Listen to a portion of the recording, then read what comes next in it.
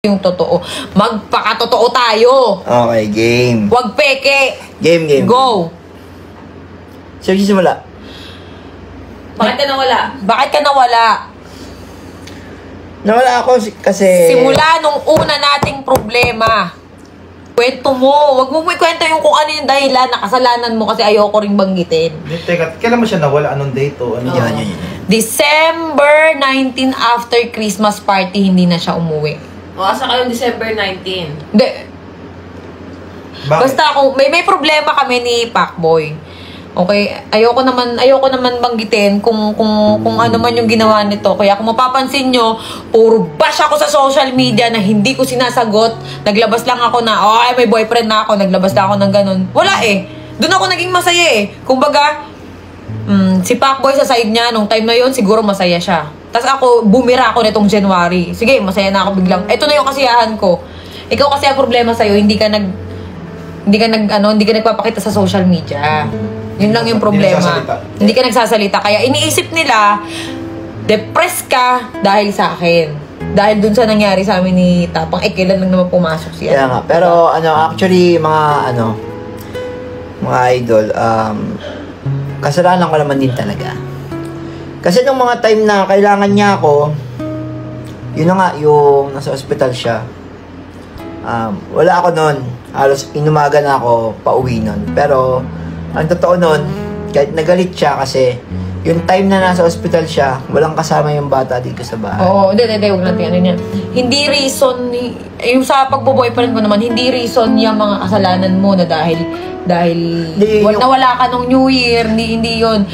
Teka lang okay, yung mga nangyari noon na sobrang stress na ako, na-stress na talaga ako na hindi ko na nakayanan, hindi na nakayanan ng mental health ko talaga na lagi ako na hospital, di ba?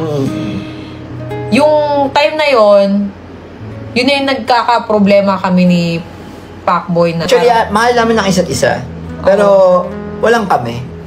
Kumbaga, ayaw lang namin pangunahan yung panahon siguro. So, parang tingin namin, nagkakapaan pa kami ng ugali. Tingin ko,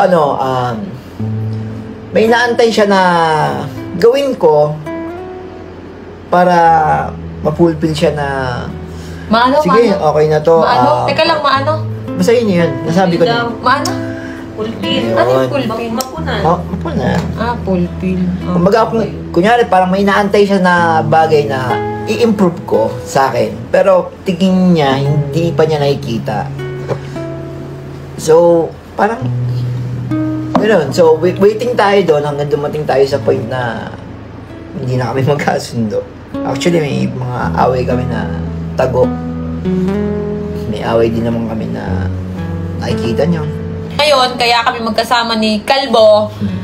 Yan, kasi para ayoko nakikita siya na ganyan, na parang nahihirapan. Kasi nung hindi na siya nagpapakita, eto lilinawin ko lang, nung hindi na siya nagpapakita, wala pa si Tapang noon. Wala pa sa buhay ko. Kumbaga, ayun nga, akala ko hindi na siya magpapakita, hindi siya magpaparamdam sa akin kasi ayaw mo nang umuwi, wala naman akong ginawa. Kung siguro, kasi masungit ako minsan sobrang strict ako sa bahay, di ba?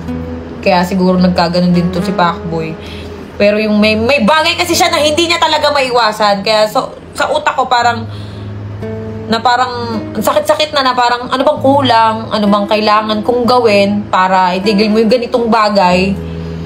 Parang, ayun, napagod na ako na parang yung binibigay kong love, hindi worth it. Yung binibigay kong payo, hindi tumatalab.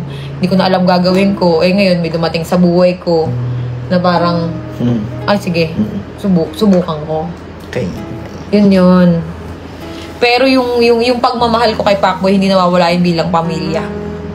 Pero hindi mo naman ginamit talaga si Pacboy. Kasi maraming sabi, ginamit mo na si Pacboy, nagpaka-famous ka lang daw after nun. Eto after mo mag-4 million, parang iniwan mo na si Pacboy sa hindi ko kasalanan kung dumami yung followers. Pero nung una pa lang, nung nakilala ko si Pacboy, nagbablog na ako. Sa YouTube ako noon. 'Di ba? Nung nag-collab kami ni Pacboy, nung nasa inyo siya, pumunta ka dito, 'di ba? Hindi natin expect na puputok yung vlog natin. Masyado ako naging kampante. Yan.